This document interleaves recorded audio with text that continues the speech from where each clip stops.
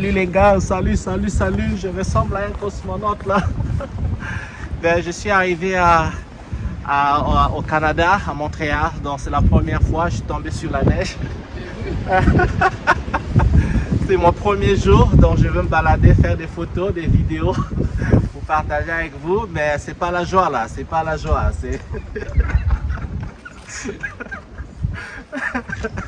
J'ai un frère qui rigole avec moi là, mais donc voilà, je vais documenter la ville. Je vais acheter les gants parce que j'avais les gants, mais je les ai oubliés dans un taxi. Et mais donc, je vais donc chercher le gant avant que je me transforme en un morceau de glaçon. Oui, regardez-moi ça. Il y a la neige partout. C'est pour vous. Je vous donne quoi aussi? Là. Mais je suis fou là. Je l'ai fait avec mes mains en plus. Alors, voilà. On le fait. Passer quelques temps ici avant de rentrer. Donc, je vous donnerai, je partagerai avec vous des vidéos, des trucs comme ça et tout, bon, des photos aussi, quelques moments. Et je vais tâcher peut-être de rencontrer la communauté congolaise ici, la communauté africaine en général. Je pense que ça serait bien parce que j'ai envie de manger africain pendant que je suis là. Et tout. Bon, écoute, je vous adore. On se tient, on se retrouve tout à l'heure dans mes péripéties. Allez, ciao, ciao, ciao, ciao, ciao, ciao.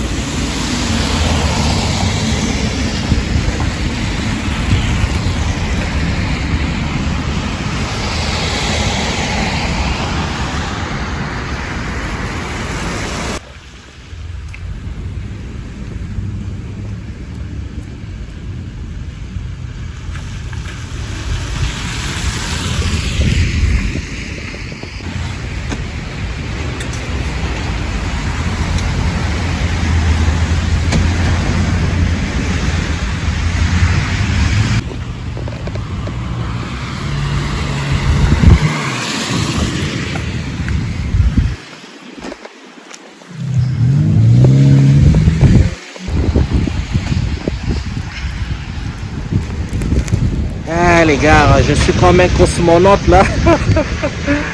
Je suis comme un cosmonaute pour faire les vidéos pour notre chaîne et pour vous, mais j'ai dû aussi enlever mes gants là. Et voilà, mais bon, je vais continuer à filmer et vous montrer quelques images. Mais bon, il fait froid là et il y a eu un vent qui a soufflé tout à l'heure là. Mais bon, c'est comme ça. Les saisons changent. Donc en Afrique, on a que quasiment le même climat où il fait chaud, où il fait pas chaud. Il fait chaud ou il pleut. Voilà, il n'y a que ça. Voilà, on va continuer.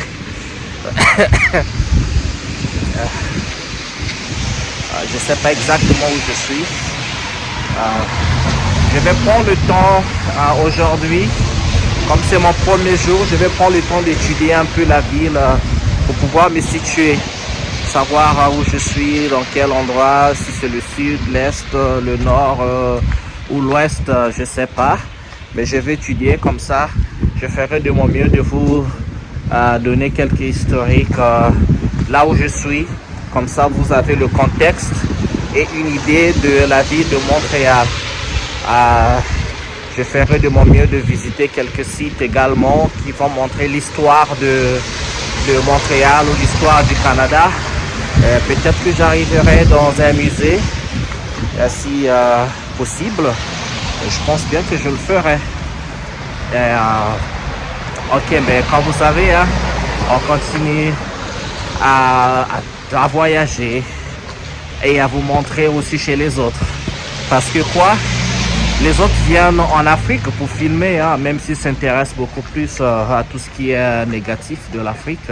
Mais bon, nous, on s'intéresse à tout ce qui est positif et tout ce qui est négatif. Et on va montrer chez eux. Maintenant, ce qu'il y a de bien chez eux, on s'inspire. Ou bien ce qu'il y a de bien chez les autres, on s'inspire. C'est toujours comme ça. C'est ça la philosophie.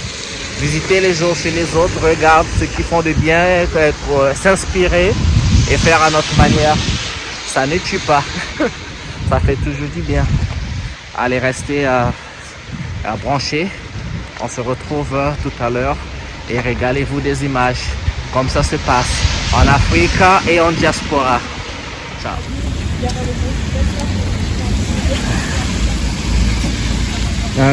Je vois un métro là, on dirait que c'est le métro.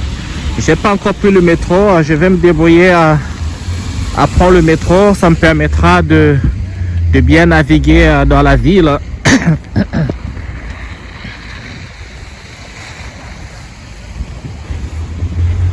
Ah, le mec il est en construction là. Ouh, mais les voitures ça navigue très mal dans la neige, je sais pas comment les gens font avec. Mais bon, c'est une vie là, ils sont habitués.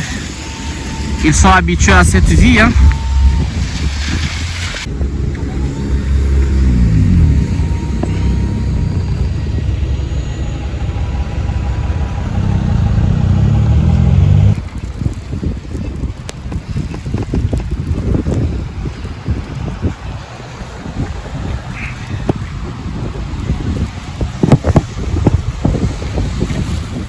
Ok, salut les gars, je suis sur la rue Joliette, je me dirige vers la station de train et j'ai dû demander un peu, je vous avais dit que je devais chercher l'information pour avoir un peu l'idée de la situation, ma situation géographique dans la ville. Bon, ici c'est le quartier ou le district, c'est Hochelaga, ce que je viens d'apprendre. Et donc je me dirige vers la station, je vais en vadrouille, je vais me balader, je vais me perdre. La bonne façon de découvrir une ville, c'est de se perdre. Donc je vais me perdre. C'est bien parfois d'aller en aventure sans destination ciblée. Et donc je prends le train, je vais sortir, descendre ci et là et voir ce que la ville a à offrir. Et quand je vais rentrer plus tard, je regarderai beaucoup plus pour organiser ma péripétie. Mais pour l'instant, on va se perdre. Mais c'est beau quand même parce que moi, c'est pas tous les jours que je me retrouve dans la neige. Je suis d'Afrique. Et même quand j'étais en France, c'était pas la neige comme ça. Et donc pour moi, c'est intéressant de voir ça. Bon, pour eux qui habitent ici, c'est pas intéressant parce que c'est leur quotidien. C'est tous les jours qu'ils habitent dans ça. Mais moi, je regarde avec un autre regard, un autre œil, avec une autre vision. Voilà, et ça me fait, non seulement ça me fait du bien d'être dans cet environnement, parce que c'est pas tous les jours, et ça me fait apprécier la beauté de la nature et les merveilles que la nature peut faire. C'est pas intéressant ça? De la neige, le volcan, le désert, les jungles, les rivières, les fleuves, les mers, les océans et tout ce qu'il y a de beau dans la nature. Et bien sûr, les humains et les animaux. Allez les gars, on se retrouve tout à l'heure. Régalez-vous bien des images. Ok, je vous adore. À toutes.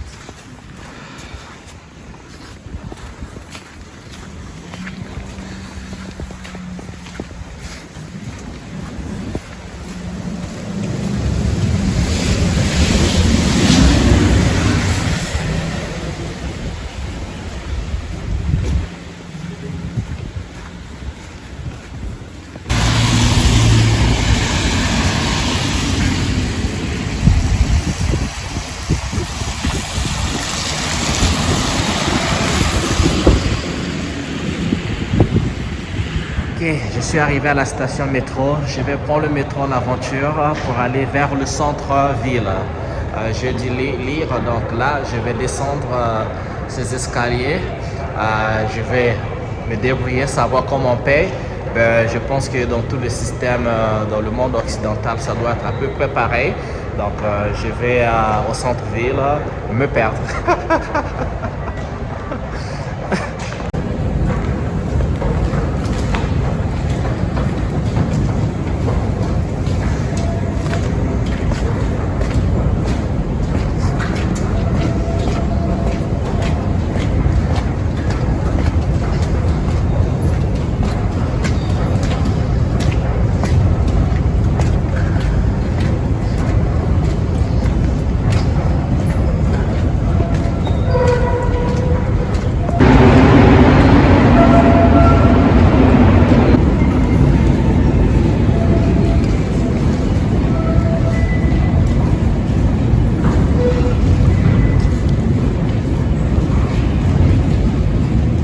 Ça y est, je me suis débrouillé. J'ai acheté un pass 3 jours illimité pour naviguer, ce qui me fait du bien. Et donc, je vais prendre ce métro pour la ville, me perdre, ok? Ça fait du bien d'avoir le pass hier dans la poche et un peu que à explorer.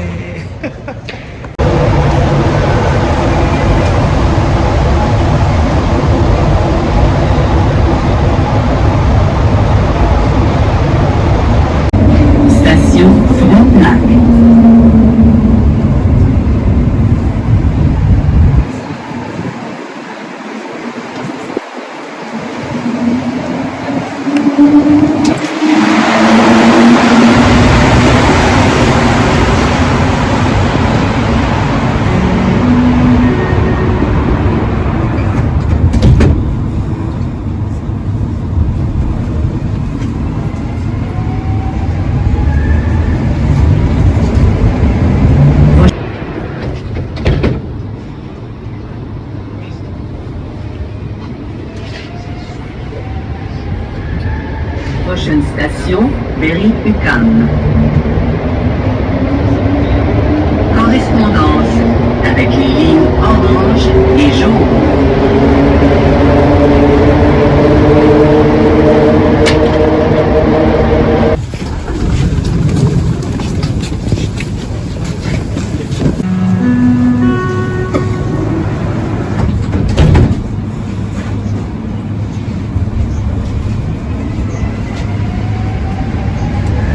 Prochaine station, McGill.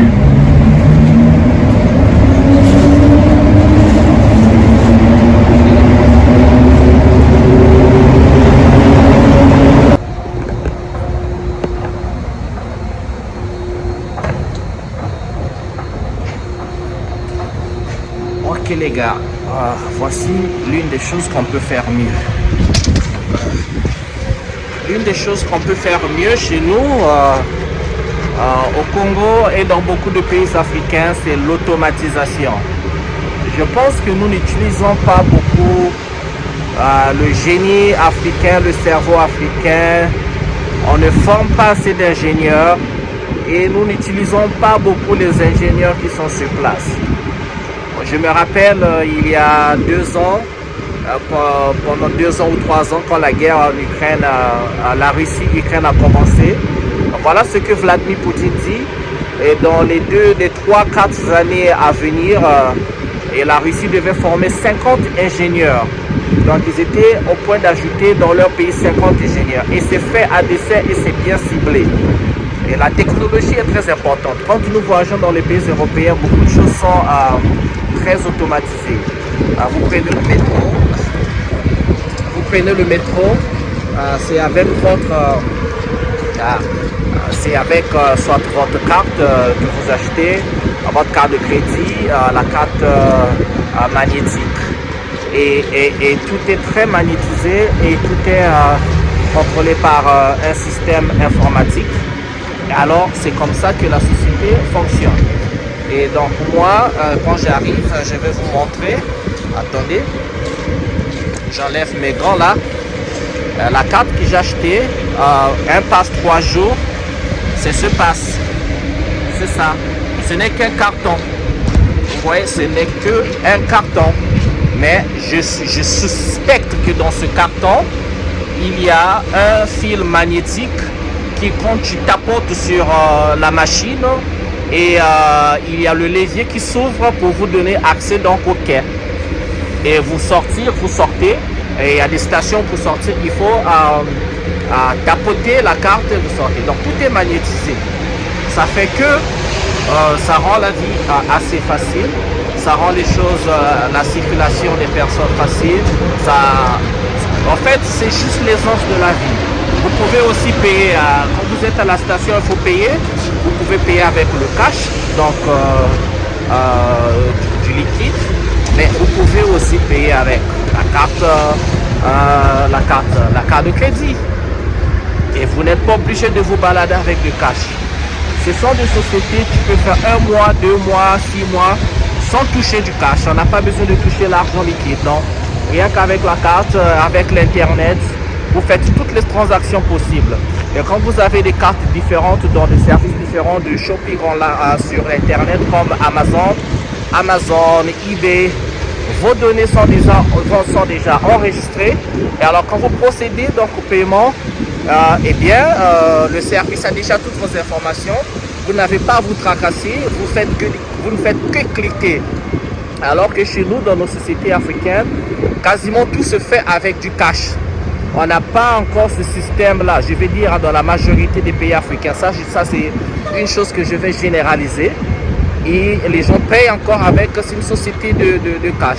Bon, c'est vrai qu'il y a des services comme Mobile Money qu'on trouve au Congo, Mobile Money avec le réseau MTN ou encore Airtel Money avec le réseau téléphonique Airtel, où on peut faire des transactions comme ça de kiosque à kiosque ou de taxi à taxi en donnant juste son code ou en retirant de l'argent. Mobile Money, c'est déjà quelque chose, en fait, une forme d'automatisation, mais on peut faire mieux. Voilà, allez, je vais continuer ma balade pour vous montrer, découvrir avec vous la ville de Montréal. Allez, à tout de suite. Alors ici je suis au centre-ville, j'ai pris le train expressément. Quand j'ai regardé, je voulais arriver au centre-ville pour regarder un peu comment c'est construit leur bâtiment. Le centre-ville, c'est souvent aussi à côté, il y a le centre financier. Et donc c'est juste pour regarder l'architecture de Montréal, qui va être différent certainement de Londres où j'étais dernièrement, de Paris bien sûr, et ou encore d'Italie, ou encore de Dakar ou de Bamako. Ok, allez, parti.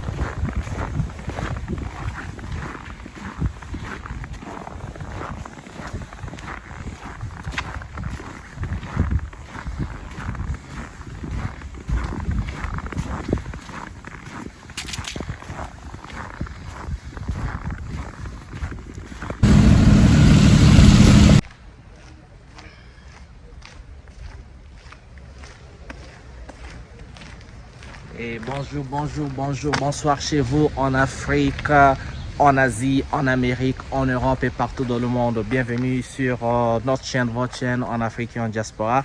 Aujourd'hui, on vous emmène quelque part de spécial.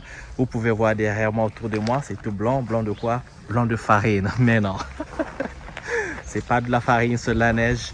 Nous sommes aujourd'hui au Canada, dans la province de Québec et plus précisément à Montréal ou Montréal si vous voulez.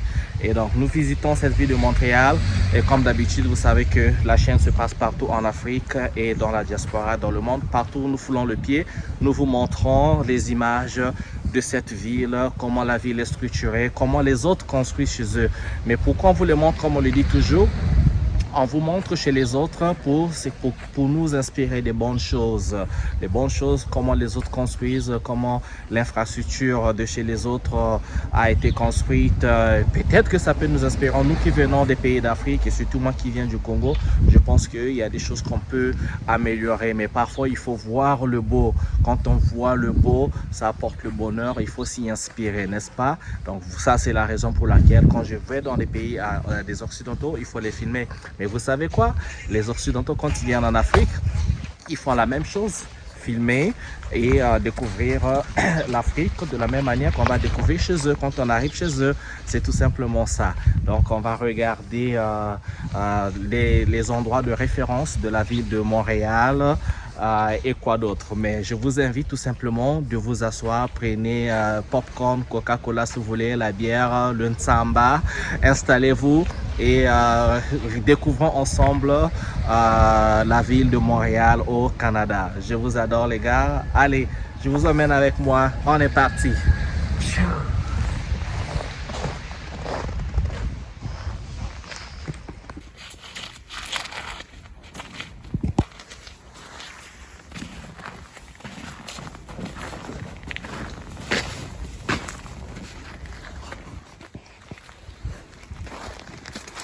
Oh, on est dans la neige, on est dans la neige, la neige, la neige.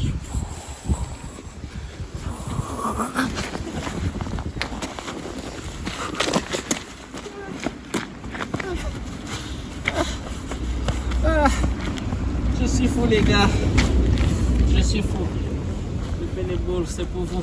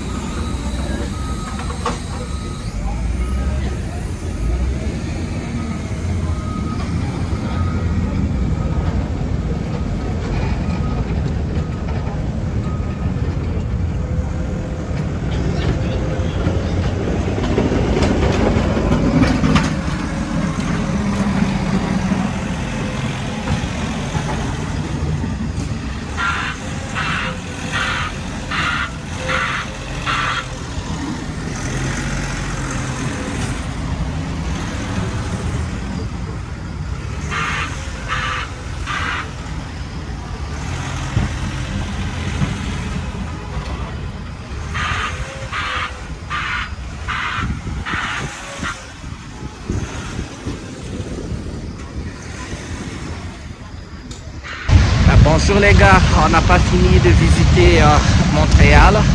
Aujourd'hui, je me dirige vers le musée McCord Stewart, juste derrière moi.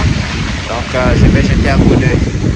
Passer un peu de temps dans le musée pour éviter d'être pris dans ce froid. C'est pas possible. Allez, on est parti, on visite le musée.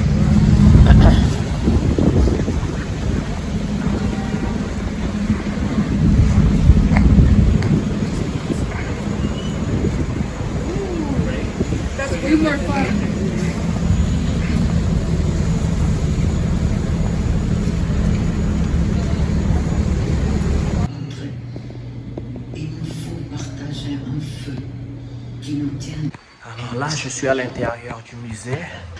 Cette exposition tient beaucoup plus sur les peuples autochtones du Canada, donc la Première Nation, comme on les appelle ici. Voilà, ben, j'essaierai de prendre autant d'images que possible. Allez, ciao!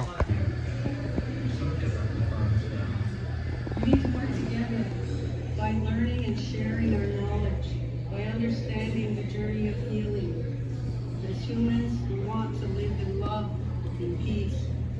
And healing does that. please stop the cab on their way to their camps or to their street, to their truck.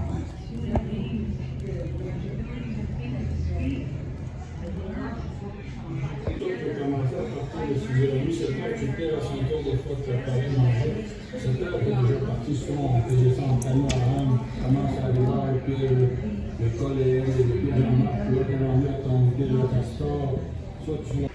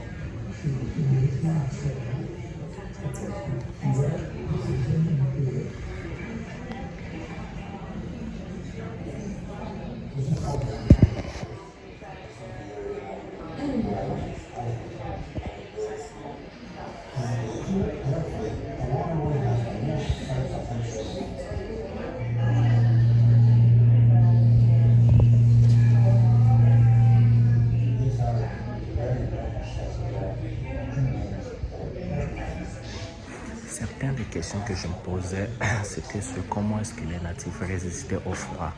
Vous avez vu qu'avec, ils avaient en fait une connaissance déjà assez avancée qui leur permettait de survivre en fait dans l'hiver. Donc ils avaient toutes les méthodes, toutes les techniques pour s'adapter au climat, qu'il fait froid, qu'il fasse froid ou chaud. Et ici, vous avez vu quelques éléments dans le froid, comment ils construisaient les protections pour les enfants, comment ils construisaient des raquettes et comment même, les plus impressionnants, ce que vous avez vu avec le parka, en utilisant des intestins d'animaux, en composant. Ils avaient la technique en fait pour faire un parka qui était à la fois qui pouvait les protéger du froid et qui pouvait donc les protéger du froid et aussi de la pluie parce que c'était imperméable. C'est très formidable, hein? Et c'est important cela de visiter les musées parce que là on y découvre des choses qu'on pourrait peut-être pas connaître, apprendre dans les écoles. Voilà, allez, on continue.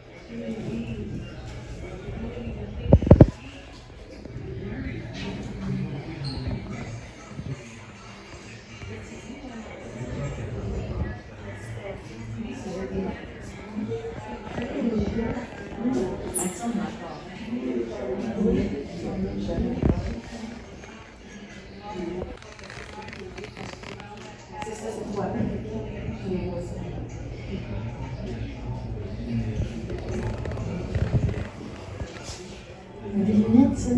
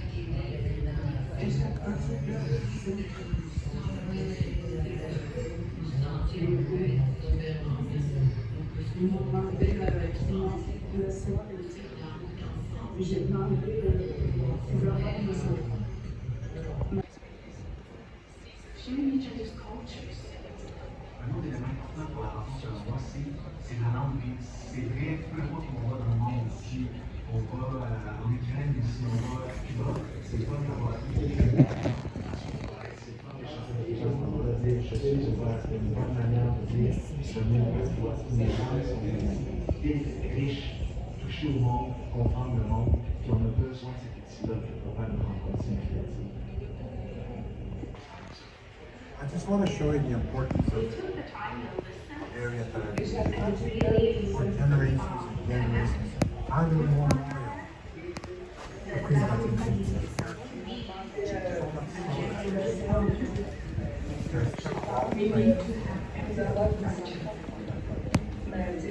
This area is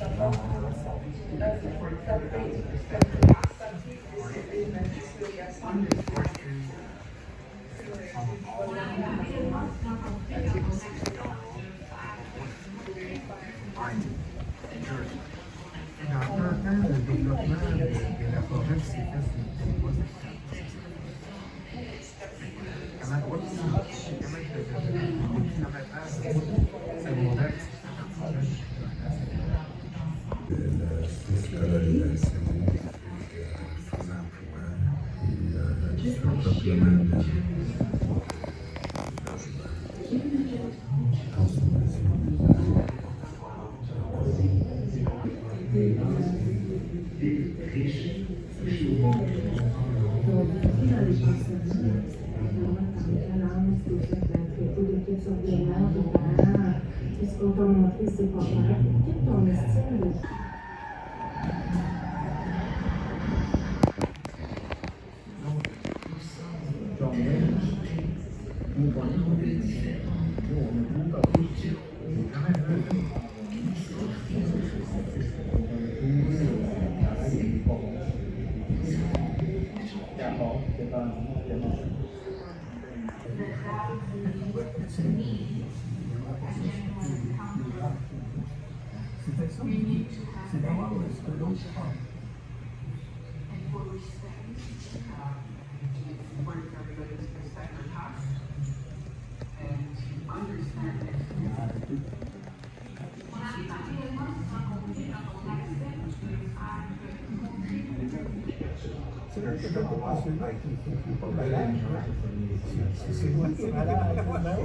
C'est pas normal d'être normal dans une société normale. Déjà de dire qu'il n'y a pas de qualité à faire. change moi la déjà, d'avoir réussi à faire de ça, je pense que ça va.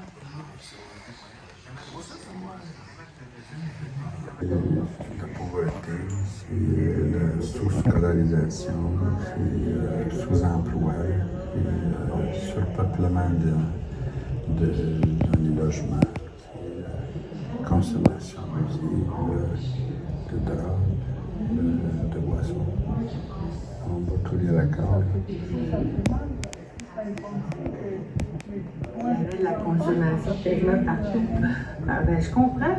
Tu sors du pensionnat, là, t'es libre, puis il y en a beaucoup qui étaient abusés. Les effets qu'ils ont vécu dans les pensionnats, là, tu n'as pas le droit de parler ta langue, tu t'es fait traiter de toutes sortes de noms, tes parents, tout ce qu'on t'a montré. Je savais pas que ma mère avait vu autant de femmes.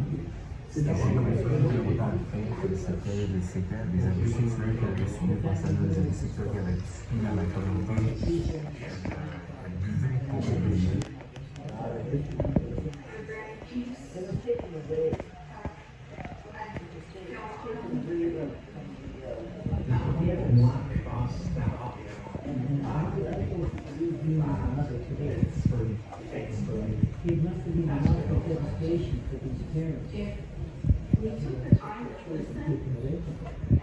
I just want to show you the importance of parents are generations and generations. On peut être différent, mais on peut toujours trouver le même sentier, faire la route ensemble, et continuer à se raconter. It's important to be honest while building a connection.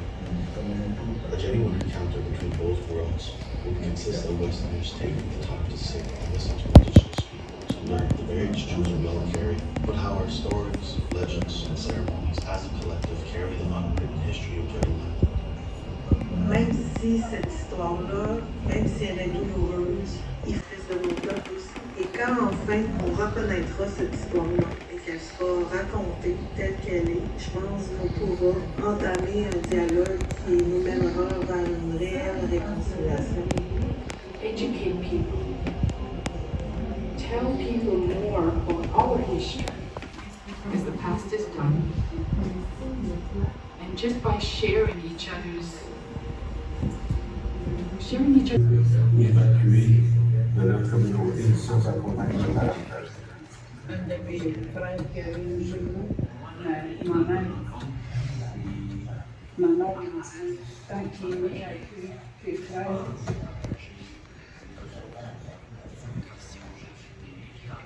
j'ai attendu pleurer ici.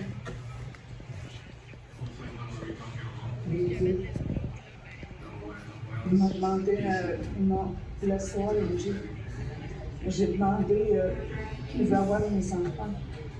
Il m'a dit, Madame Dubé, chacun, ta fille est décédée, mais juste les garçons qui vivent.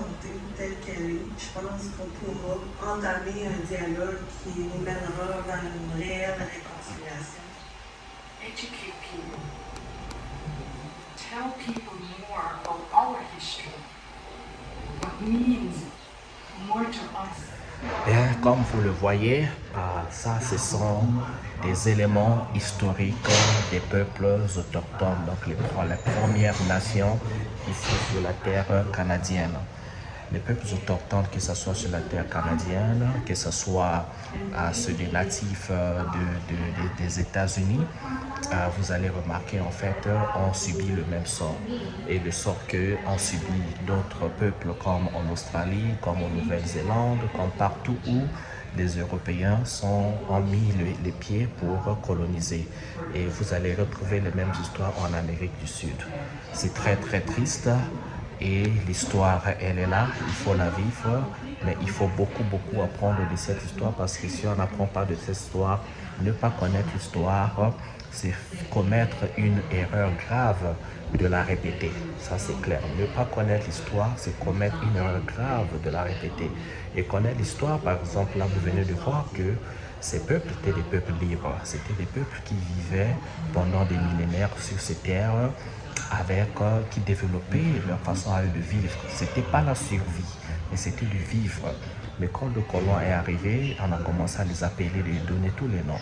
Ils sont pauvres, ils sont ceci, il fallait leur donner la liberté, il fallait leur donner tout ça, alors que c'est un peuple qui n'avait besoin de rien du tout. Et d'abord, quand vous avez vu dans certains écrits, le mot liberté n'existait même pas dans leur langue.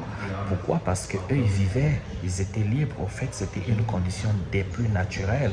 C'était carrément contradictoire de parler de liberté. Liberté par rapport à qui? Par rapport à quoi? Alors que nous vivons, nous sommes ici, présents sur nos terres.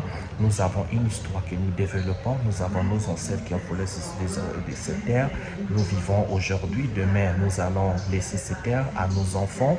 Et les enfants vont perpétuer donc la mémoire de nos ancêtres, nos communautés et notre identité. C'est comme ça qu'en fait les gens vivaient. Mais quand les Européens sont venus, on a commencé donc à les imposer, d'abord à leur ravir les terres, à leur limiter l'accès à comment on appelle ça, excusez-moi, un appel rentrant, l'accès à la chasse, l'accès à la pêche, l'accès à la cueillette, et donc ils ne pouvaient plus faire toutes les activités dont ils avaient besoin pour survivre. Imaginez, tu es chez toi dans ta maison, c'est un étranger qui arrive et te dit tu ne peux plus ouvrir ton réfrigérateur, tu ne peux plus aller dans ta chambre, tu ne peux plus aller dans ton balcon, tu ne peux plus aller te balader dans la rue où on te dit tu ne peux sortir de chez toi que de telle heure à telle heure, tu ne peux pas aller. Mais tout ça, ça t'appartient. Comment vous sentez? Ça, c'était une analogie pour comprendre comment ça s'est passé ici, comment ça s'est passé partout où les Européens ont colonisé. C'est une histoire très fâcheuse, mais il faut l'apprendre. Pourquoi? Et pourtant, sur Terre, il y a plein de ressources, on peut se partager les ressources, mais la cupidité des peuples européens qui ont colonisé, des politiciens, fait que ça devient même très incompréhensible que la Terre a assez de ressources pour tout le monde. Il y a assez de diamants, d'or, il y a assez d'eau pour tout le monde, il y a le soleil, il y a les terres, il y a la végétation, des forêts, il y a assez de ressources en fait pour tout le monde. Mais comment on n'arrive pas à les partager? Comment on n'arrive pas à faire en sorte que chaque être humain sur Terre profite de ces ressources? Et donc, voilà, je reviens donc sur cette histoire des natifs. C'est ça la tristesse de l'histoire. Et on pense que c'est un phénomène passé. Non, c'est pas passé puisque ça continue jusqu'aujourd'hui. Vous avez vu, vous avez pu lire qu'il y avait des traités qui étaient signés. Mais ces traités signés, pour les faire respecter, les natifs doivent toujours se battre tout le temps pour faire appliquer les traités qui étaient signés. Parce qu'en fait, il n'y a même pas une volonté de les faire exécuter. Tout simplement, à la limite, il faut dire que les Européens ne les considèrent pas comme des humains, comme d'ailleurs, ils ne considèrent pas tout le monde qui n'ont pas la même couleur de peau qu'eux comme des humains. On les a vus, on le voit en Afrique, c'est quasiment la même histoire en fait. Quasiment la même histoire. Et moi, ma question, c'est toujours: d'où vient donc cette tendance aux Européens de pouvoir toujours rendre les gens esclaves, inférieurs et tout ce qu'il y a? Bon, je pense qu'on pourra trouver les réponses dans l'histoire si on la cherche. Ça me faudrait que j'aille dans les musées en Europe, il faudrait que j'aille dans les villages en Europe pour essayer de regarder aussi de leur côté, en fait, depuis que leurs ancêtres vivaient dans les caves, comment est-ce qu'ils sont arrivés à avoir du pouvoir, à développer les armes, jusqu'à arriver à avoir ces tendances de conquête, à pouvoir dominer sur tout le monde, et ces tendances n'ont jamais fini jusqu'à ce jour. Il faudrait bien le comprendre, mais on va arriver à ça. Allez, je continue ma visite, on se retrouve dans un instant. Allez, à toutes.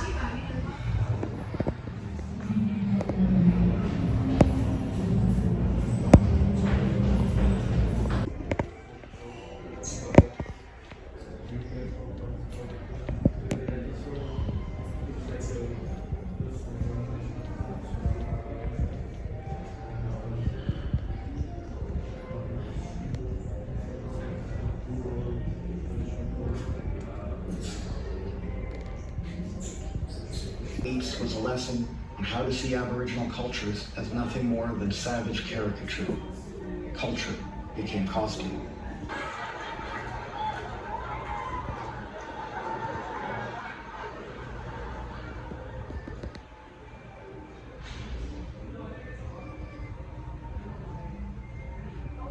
bals costumés avaient une vocation à la fois éducative et imaginaire. Ces deux aspects se croisent d'une manière particulièrement déplorable dans le cas des représentations des personnages autochtones. La vision impérialiste de l'histoire et l'idée de la supériorité de l'homme blanc. Be that which he hoped to destroy. To him, it was a game. And to the evening's attendees, a joke. Those who witnessed Hader's dance knew of his prominent position as head of the Department of Indian Affairs. Les vêtements que Hader Reid a choisis pour composer son costume étaient un ramassis hétéroclite d'articles récupérés de différentes traditions autochtones. Et pour la haute société d'Ottawa, ce dress. Hader Reid was the top bureaucrat in the Department of Indian Affairs, a federal government agency that actively suppressed Aboriginal. The clothing Hader Reid chose as his costume was a hodgepodge of Indian traditions and repurposed items. But together, the costumes became, in the eyes of Ottawa's elite, a definitive statement on the culture and capacities of Aboriginal people. Regardez les photographies et les objets disposés autour de vous. Ce ne sont pas des articles d'artisanat. Ce sont des technologies finement adaptées au climat et à la culture matérielle de l'Amérique du Nord, développées avec le plus grand soin par un peuple soucieux. Imperial pageantry work hand in hand to portray native cultures as savage reminders of the disappearing people. Pour illustrer cette idée, il n'y a pas de meilleur méchant que Hader Reid, qu'on voit ici portant des vêtements autochtones. Hader Reid dit: le département a mis en place des politiques brutales qui réprimaient à peu près tous les aspects de la vie des Indiens. Parmi ces politiques, on retrouve les pensionnats indiens, des établissements où on plaçait des enfants autochtones. And costume became the colonizer's country.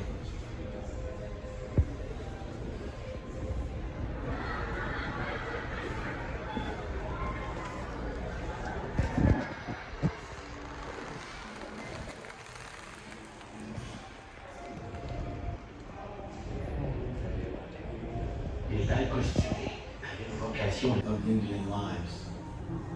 These policies included residential schools, institutions that stole native children and corroded native language. Même où son gouvernement interdisait et criminalisait les vraies cérémonies et danses autochtones. At Lady Aberdeen's ball, Reid danced and hooted and mind-talked, pretending to be that which he hoped to destroy. To him, it was a game. And to the evening's attendees, a joke. Those who witnessed Hader's dance knew of his prominent position as head of the Department of Indian Affairs. Les vêtements que Hader Reid a choisis pour composer son costume étaient un costume est devenu la représentation établie de la culture et des facultés des peuples autochtones. The clothing Hader Reid chose as his costume was, in the eyes of Ottawa's elite, a definitive statement on the culture and capacities of Aboriginal people. Regardez les photographies et les objets disposés autour de vous. Ce ne sont pas des articles d'artisanat. Ce sont des technologies finement adaptées au climat et à la culture matérielle de l'Amérique du Nord. Ok, j'ai fini avec le musée, je suis sorti. On va trouver un autre endroit ici à Montréal pour vous montrer. Mais ce qui est encore à retenir de cette visite, surtout de cette partie de l'exposition, l'exposition sur la culture, ce qu'ont connu les Premières Nations, c'est que vous avez vu que dans beaucoup de ces peuples qui ont été colonisés, ils avaient déjà leur technique vestimentaire, alimentaire. En fait, ils avaient besoin de personnes. Ils avaient déjà tout développé alors. Ils avaient déjà tout développé. Alors, la question se pose toujours si on les avait laissés dans leur culture, personne ne l'avait jamais colonisé comme partout ailleurs, qu'est-ce qu'il en serait devenu?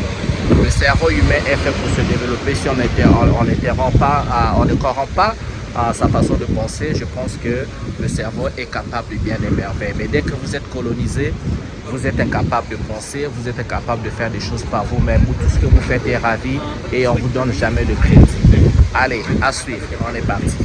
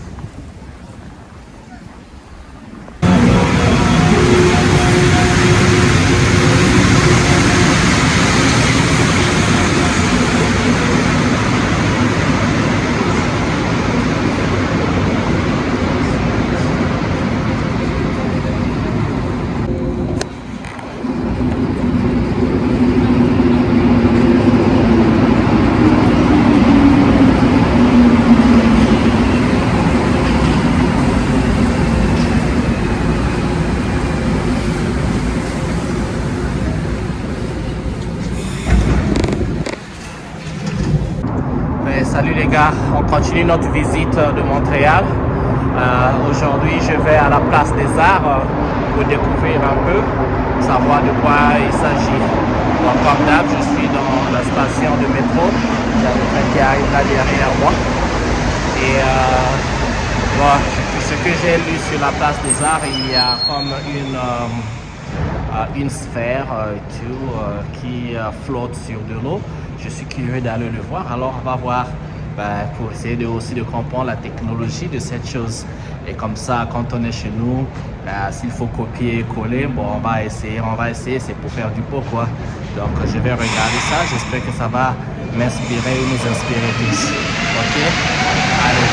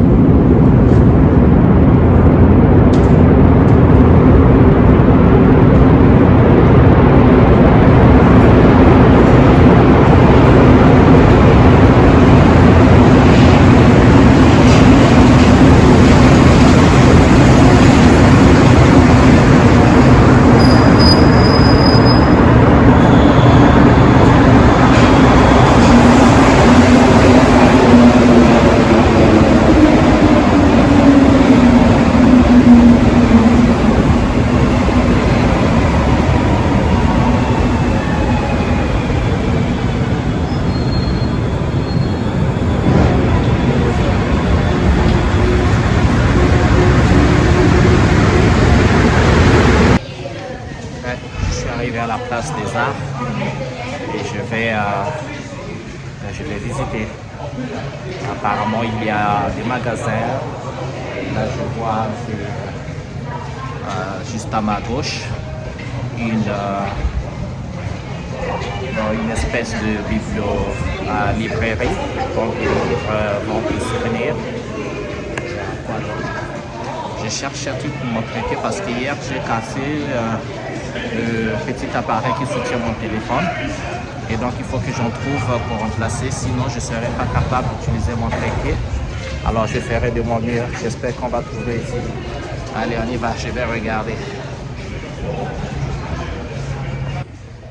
Nous sommes dans la place des Arts. Ici à ma gauche il y a la maison symphonique et je pense qu'on organise plein de spectacles ici, spectacles de danse, danse de tout genre. J'ai vu qu'il y a un spectacle Step Africa. Je vais voir si je peux regarder. Et derrière moi, je vois qu'il y a comment on appelle, le taiko, là, les percussions drums du Japon.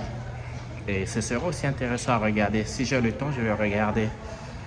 Je vais sortir. Quelle sortie je vais prendre? Bon, je prends une autre sortie.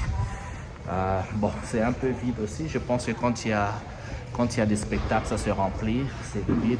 Mais l'architecture, c'est très bien. Comme vous pouvez voir derrière moi, la façon dont le design est fait, les lumières, et quoi d'autre, tout rappelle l'art, hein, tout simplement.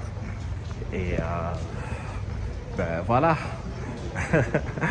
Et vous savez, dans le monde occidental, l'art est très présent. Il y a des budgets d'art, contrairement dans beaucoup de pays africains où l'art est relégué, je sais pas moi, en 10e position, au 100e degré, par manque de financement. Mais ici, il y a beaucoup de financements gouvernementaux, mais aussi des financements privés, hein, des donateurs, ceux qui soutiennent des compagnies de danse, des compagnies de musique, en fait, disons compagnies d'art de la scène. Et ça existe. Et c'est pas toujours paradisiaque, mais il y a des efforts dans ce sens pour faire vivre en fait la ville avec les arts de la scène et les arts plastiques, les arts visuels. Voilà, on continue. Ici, c'est comme un bistrot, un restaurant. Vous pouvez voir des tables, des verres installés pour manger, boire. Mais ce qui est intéressant également, c'est l'exposition, c'est l'art. On voit ces espèces d'oiseaux, des personnages avec des têtes de corbeaux. Et c'est des espèces de machines machines comme des derricks qui creusent le sol pour le pétrole ou ceux qui font des constructions quoi. Mais bon, l'artiste imagine et ça mélange art et enfin l'art visuel, l'art plastique et l'art culinaire. Il faut le dire comme ça. C'est intéressant.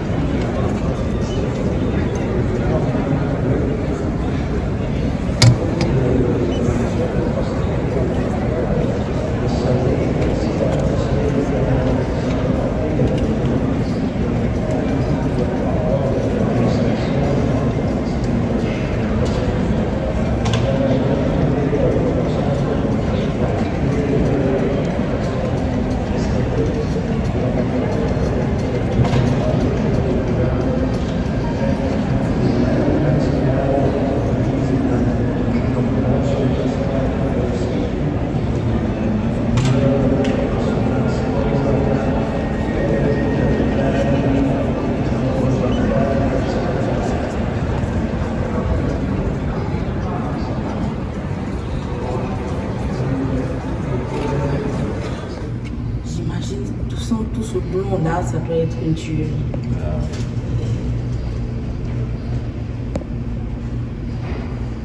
Voilà.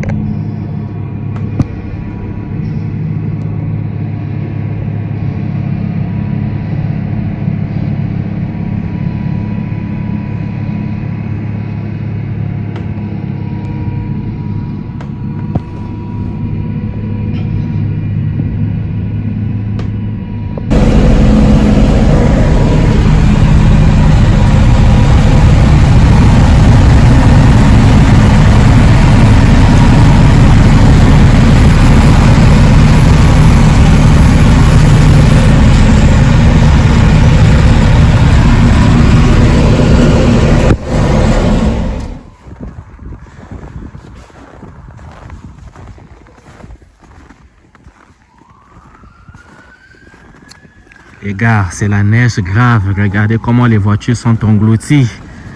Ah, les voitures qui n'ont pas été conduites là sont englouties dans la neige. Celle-ci a été dégagée, mais regardez celles qui ont été garées là. Avec la tempête de neige qu'il y a eu. Ah, c'est grave les gars. C'est grave. Incroyable, quelle vie. Ah, regardez de l'autre côté. C'est incroyable, c'est incroyable. C'est une vie de chien ça. Ouh là là. Quelle vie, quelle vie. Là, il faut dégager. Ah là là. Et ça prendra combien de temps pour le moteur pour se dégager là. Incroyable. Ouh. Regardez comment le bus essaie de manœuvrer. Je ne sais pas comment ce bus va passer. Ah là là là là. Déjà, il y a cette voiture qui est mal garée. Elle est engloutie. Et le bus cherche sa voie. Incroyable. Incroyable. Cette voiture-ci est mal garée. Le bus doit passer. Et les deux voitures sont d'ailleurs très mal garées. Comment est-ce que le bus va passer? Ça, je n'en sais rien. Et il y en a des voitures qui attendent. Et l'autre est obligé de se détourner. Parce que les deux voitures sont très mal garées. Et le bus aura carrément du mal à passer. Ah oui. Les deux voitures sont très mal garées. Très mal garées. Regardez ça. Et comment est-ce que le bus va passer? C'est impossible ça. Ah, le bus est carrément garé parce que les deux véhicules là sont mal garés de l'autre côté. Il a essayé de reculer, il a patiné, il a coincé et là il peut pas bouger. Ah, il faudrait qu'on vienne le tracter. Il faut besoin d'aide. Là, on peut rien. Aïe, aïe, aïe, aïe, aïe. C'est terrible, c'est terrible, c'est terrible. Hein. Voilà, moi je continue ma route. J'ai fait voiture engloutie. La neige, ah là là, mais c'est une vie. Quelle vie. Quelle vie, les gars, quelle vie. Aïe, aïe, aïe. C'est la première fois que je suis pris dans la neige comme ça. C'est vrai que je suis allé en montagne, mais c'était jamais... ça, c'est la vraie expérience, en fait, de la neige où tu dois marcher dedans, voir des trucs, dégager. C'est la vie, quoi. C'est pas la montagne où on va faire du ski. Mais ici, c'est le real deal, quoi. Le vrai truc. Ok, je vais remettre mes gants pour ne pas me congeler, là. Aïe, aïe, aïe, aïe, aïe, aïe, aïe. Quelle vie. Ça, c'est une vie de corbeau, vie de renard, vie de canard. Ça, c'est une vie de pingouin, une vie de pingouin, ça. C'est une vie de phoque. Aïe, aïe, aïe, aïe, aïe. Oh, regardez-moi ça. C'est comme une bâche de neige. Incroyable. Incroyable. Regardez comment la tempête a tout englouti là. Et ça prenait combien de temps pour dégager ce truc. Incroyable. Incroyable. C'est comme dans un film. C'est un vrai désert là. Ouh, c'est une vraie belle expérience. Hein. Pour moi, l'Africain qui vient de pays chauds. Alors, voilà quoi. Et mon téléphone prend un coup aussi là. Incroyable. Allez, je remets ma main dans le gant.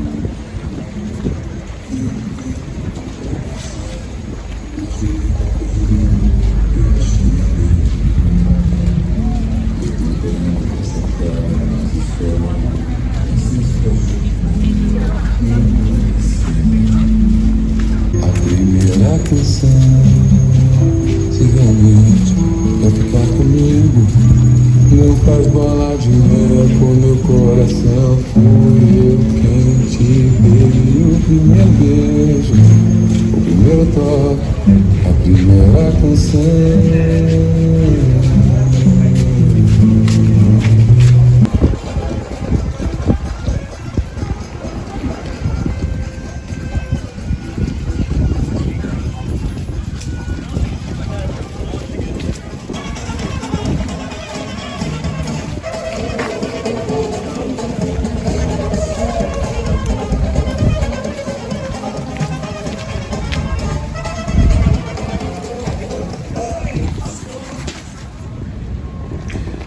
Ok, là nous sommes devant une église et comme d'habitude, toutes les villes des autres savent allier art et urbanisme. Et donc ici c'est une structure faite de veilleuses avec des lampes certainement qui s'animent à une certaine heure, je sais pas, mais c'est ce que j'imagine. Ça doit être une église catholique parce que c'est les catholiques qui adorent tout le décor et voilà quoi, tout ce qui va avec. C'est souvent catholique. Et ben, c'est pas mal, c'est bien ça cette installation, j'adore bien.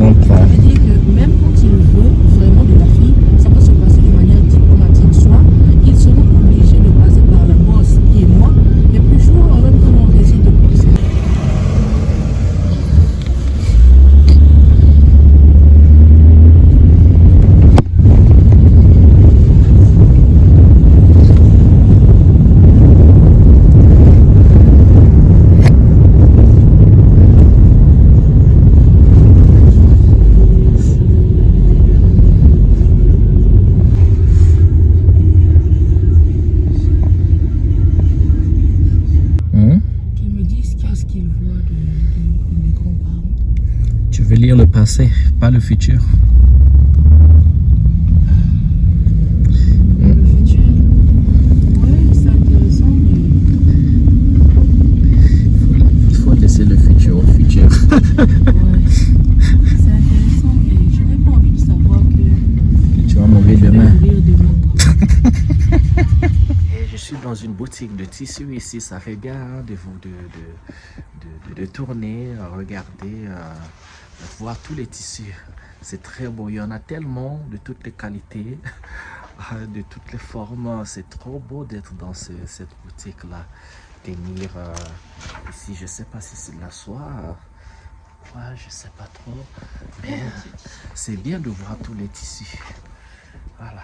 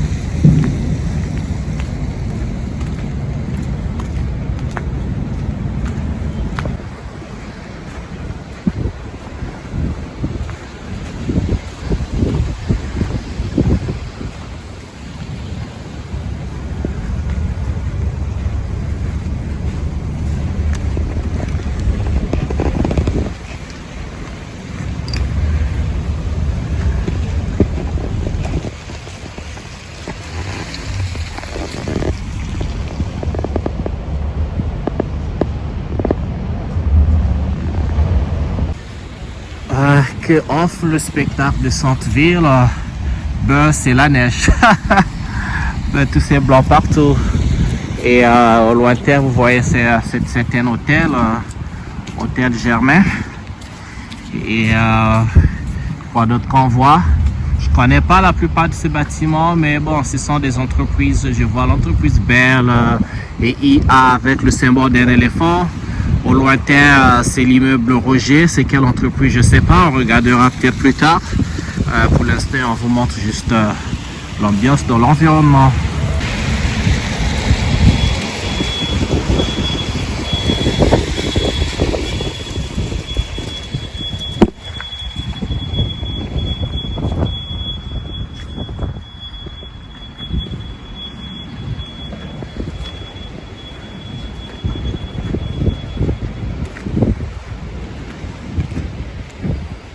Ok, je quitte l'hôtel Germain qu'on a vu avec bien coloré, 1000 couleurs, et je vais me diriger vers je sais pas où, mais c'est en vadrouille.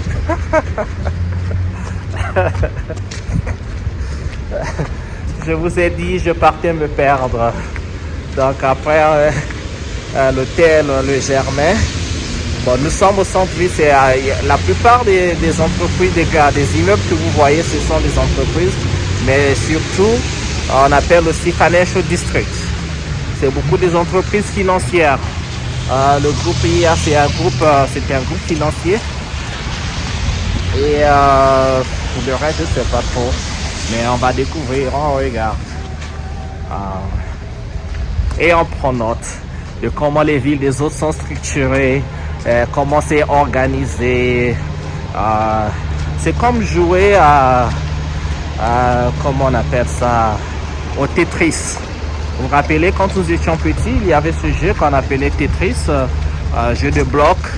Vous entreposez des blocs avec différentes formes, mais l'idée c'était de les mettre de sorte que tout s'assemble parfaitement, et quand vous faites des lignes, ça explose, et bien vous gagnez le jeu. C'est un peu ça Tetris. Donc ici là avec les immeubles chez les autres, c'est la construction, c'est comment on organise les rues, les avenues, les boulevards. Voilà.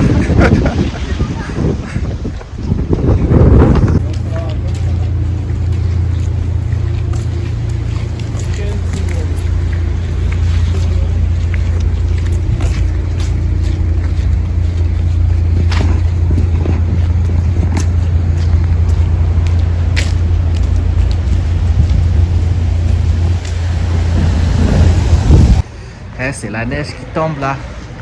Est-ce que vous pouvez voir?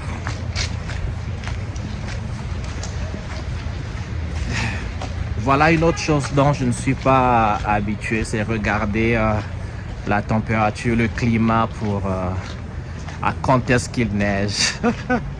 Ça fait quand même une nouvelle expérience, même si on est en Occident, mais vous devez comprendre, en Californie, en fait, il neige pas. En Californie, il neige en montagne. Mais la plupart du temps, non, il fait l'hiver, c'est pas comme ici, il n'y a pas de neige du tout. Et il fait quasiment toujours chaud. C'est pas des extrêmes, c'est pas trop froid et pas trop chaud. Et il y a des zones, des villes par contre, hein, comme Sacramento, Stockton et plein d'autres villes, ça dépend de la situation géographique. Vous pouvez trouver, en fait, il peut faire plus chaud qu'en Afrique. En tout cas, il peut faire plus chaud qu'en Afrique, mais en général, ça va, c'est supportable. Mais jamais la neige comme on l'expérimente maintenant. Et là, il fait froid. Je sors ma main de mon gant pour filmer, mais c'est une torture. Je vous dis, les gars, c'est une vraie torture. Et imaginez une fois quand vous mettez ce froid chez vous au Congo quelque part, et ce sera l'hécatombe. J'en sens pas habitué. Ce sera une nouvelle expérience et ça fera que les gens aillent acheter des habits de cosmonautes comme en ce moment. Eh bien, c'est ça déjà. Voilà. Je suis à l'intersection de la rue Sainte-Catherine et de McGill College ou collège. Il y a une école à côté, je crois que vous avez vu de la vidéo si vous avez bien regardé. Et donc, il y a un collège à côté. Et nous sommes, je crois que c'est un endroit assez ambiant. Je vais marcher pour découvrir exactement. Je suis sûr qu'il y a des malls à côté et bien sûr à plein de magasins. Quand je vois là tout en face de moi, le Swarovski, qu'est-ce qu'ils vendent là? Ben, on va regarder. Mais on dirait une boutique assez chère. Rien qu'à voir le nom et le décor, ça me fait dire que il faut y mettre de sa bourse.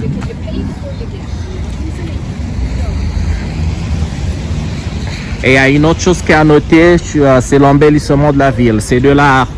L'art, c'est de construire des structures, même quand c'est un bon public. Mais dans le bon public, il faut faire en sorte que c'est beau, on fait en sorte que c'est attrayant. Il y a le design, il y a de l'art. Et ceux qui regardent, ceux qui le regardent quand c'est beau, ça vous fait du bien. C'est ça un peu le but du beau.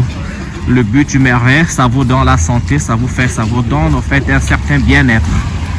C'est pas ça le beau? L'art. L'art fait partie intégrante d'une ville. Quand vous utilisez les artistes, en fait pas seulement les architectes, mais les artistes qui font les designs de ce genre, où on s'inspire de la nature, des coquillages, mais on essaie de bâtir des structures dans l'environnement de la ville. En fait, c'est juste pour embellir, c'est juste pour le beau. Quand vous regardez le beau, ça vous donne la santé. C'est ça le but, ça vous donne l'espoir dans la vie. Mais par contre, vous regardez que la poussière, les visages fermés, autres, ça vous dépresse. Et c'est pas du tout bien. Et donc, c'est ce que les autres comprennent un peu. Il faut allier architecture, le beau, ce qui est du tape à l'œil. Et dans les sociétés occidentales, il y a beaucoup du tape à l'œil. Vous croyez que tout ce qui est, comme on dit, tout ce qui brille n'est pas de l'or. Mais ça brille et vous pensez que c'est de l'or. Et il y a beaucoup d'Africains, quand tu regardes ça, ils pensent que c'est de l'or. Mais c'est ça, le tape à l'œil, c'est pas toujours de l'or. Ça embellit la ville, mais la vie des gens, ben bon, écoutez, il faut venir. Je suis rentré dans la place Montréal Trust. Je crois que c'est un complexe commercial. Ici, je suis devant Zara. Vous connaissez, hein, si vous êtes de l'Europe, vous connaissez bien Zara. Où on vend des habits, des chaussures, mais surtout des habits femmes et hommes de qualité. Qualité pas supérieure, mais des prix sont abordables. Des prix sont abordables à la bourse de beaucoup de gens. On peut trouver des vestes, pas mal de trucs, des designs bien, mais pas trop cher. Voilà.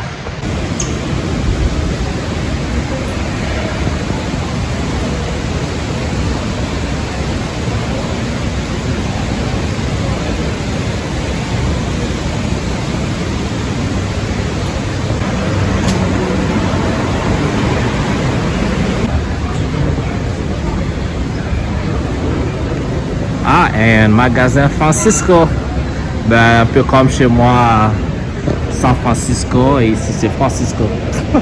C'est carrément San Francisco, quoi. Ah ouais.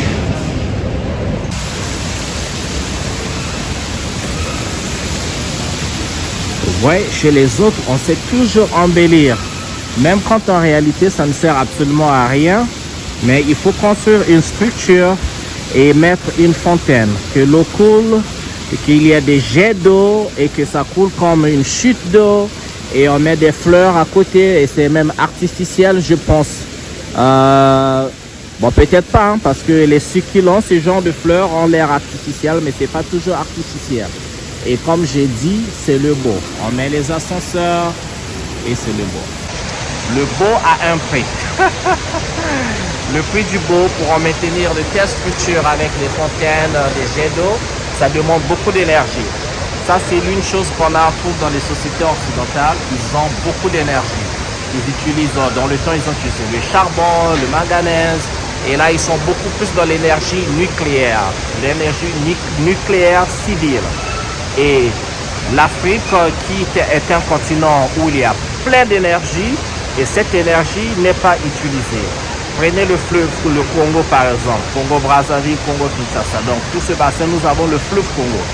Le fleuve Congo est le fleuve le plus profond du monde. C'est le deuxième fleuve le plus puissant du monde. Mais comment peut-on expliquer qu'il n'y a pas un barrage électrique sur le fleuve Congo? Et si un barrage électrique est construit sur le fleuve Congo, vous savez le résultat? Ce barrage va alimenter en électricité quasiment toute l'Afrique, ou plus de la moitié de l'Afrique, de tout un continent. Je parle bien du continent. Ça, c'est une merveille que l'Afrique a et dont les gens ne parlent pas assez. C'est l'énergie. On ne peut pas commencer une industrialisation sans parler de l'énergie. C'est l'énergie qui donne la base de l'industrialisation. Nous avons des pays africains qui se développent, mais est-ce que c'est le développement? On les modernise, mais on les industrialise pas forcément parce que la base énergétique n'est pas là. Et on se retrouve avec un continent dont la plupart des villes et des villages sont dans le noir parce qu'il n'y a pas d'énergie. L'énergie éolienne n'est pas assez utilisée. L'air donné par la nature n'est pas assez utilisé. Vous avez l'énergie thermique pas assez utilisée. Nous avons le soleil éolien, le vent, le soleil qui est là, qui peut nous donner plein d'énergie. On ne l'utilise pas avec les panneaux solaires qui devaient être partout. On n'en a pas. Et bien sûr l'énergie tellurique, donc la géothermie dont parlait professeur Omotunde, vous vous rappelez, Jean-Philippe Omotunde, qui parlait, juste avant sa mort, il commençait à beaucoup plus parler de l'énergie géothermique. Et cette énergie, on n'en parle même pas. Et si, imaginez-vous, et là on ne parle pas de l'énergie nucléaire. Parler de l'énergie nucléaire, c'est aller vers le Niger, aller au Congo-Kinshasa où nous avons de l'uranium. L'uranium vous permet donc de développer de l'énergie nucléaire. Donc la France se servait en fait, la France se sert de l'énergie nucléaire pour alimenter ses villes. Alors imaginez-nous en Afrique, on commençait à utiliser ces énergies. Les résultats, c'est construire des choses comme ça avec des ascenseurs qui montent, qui descendent avec des jets d'eau. On embellit la ville. Regardez derrière moi, c'est l'ascenseur qui descend. Et là, nous sommes dans un monde, ok? Parce que si vous voulez construire à étage sur 40, 60, 90, 100 étages, comme vous avez vu à Dubaï, par exemple avec le Burj Khalifa, Dubaï a été construit il y a une trentaine d'années, le Qatar, l'Arabie Saoudite. Mais c'est quoi tout ça? C'est l'énergie. Alors sans énergie, vous ne pouvez pas alimenter. Il faut penser à l'énergie nucléaire, il faut penser à utiliser l'uranium, il faut penser à former les ingénieurs qui doivent savoir comment utiliser toutes les matières premières que nous avons. Parce que la vérité c'est quoi? Avec ces matières premières, si on vous les laisse, vous n'avez pas la technologie. Nous ne saurons pas quoi faire avec l'uranium, avec le cobalt, avec le manganèse, avec tout ça. Et même si on parle de l'or, le diamant, mais si vous n'avez pas un marché d'or, un marché de diamant, eh bien le résultat c'est quoi? Le diamant, l'or devient juste des pierres comme ça dans la nature, comme des morceaux de glace, morceaux de miroir, morceaux de tesson. Voilà. Allez, je ne vais pas vous emmerder avec mes théories, mais c'est la réalité et c'est la vérité. On est parti les gars.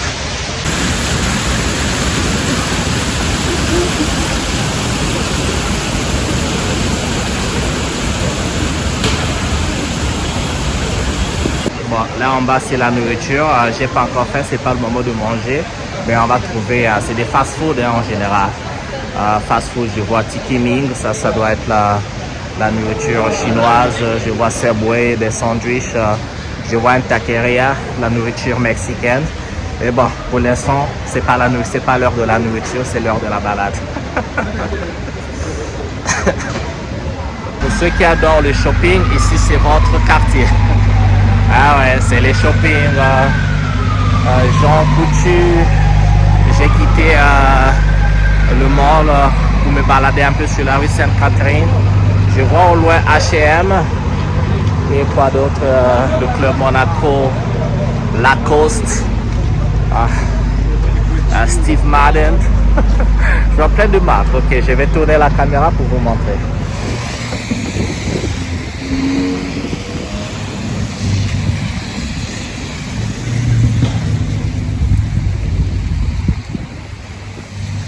Il y a Aldo. Oui, j'adorais la marque Aldo là. Il y a quelques années, j'achetais bien. J'ai déjà acheté des chaussures chez Aldo. Steve Madden également. J'ai déjà fait de shopping là. Et bien sûr l'incontournable H&M. Mais après tout, moi ça fait longtemps que j'ai pas fait de shopping. Hein. Ça c'est quand on était plus jeune, on adorait faire le shopping. Maintenant, bon écoute, on a autre chose à faire. Il faut construire des maisons, des entreprises. Et quand on construit ça, on n'a pas le temps d'acheter les chaussures.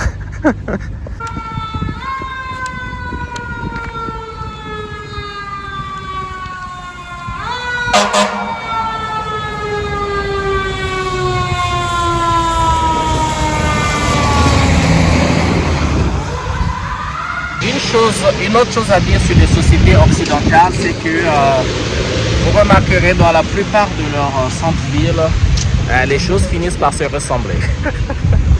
Ben ouais, il y a des immeubles qui se ressemblent fortement, les constructions en verre, les constructions, voilà, tout est en béton avec tout ce qui est bitumé.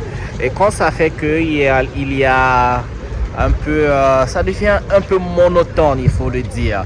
Mais bien sûr qu'il y a des villes particulières. Il faut pas aller dans les grandes villes en fait. Les grandes villes, vous verrez, bon, il y a zone à zone. Hein, zone et zone, je ne veux pas généraliser. Paris, par exemple, on sait que c'est très ancien, c'est vieux. Londres, c'est vieux. Mais vous allez retrouver un peu les mêmes structures à Paris comme à Londres. Il y aura des différences peut-être en Italie, à Rome.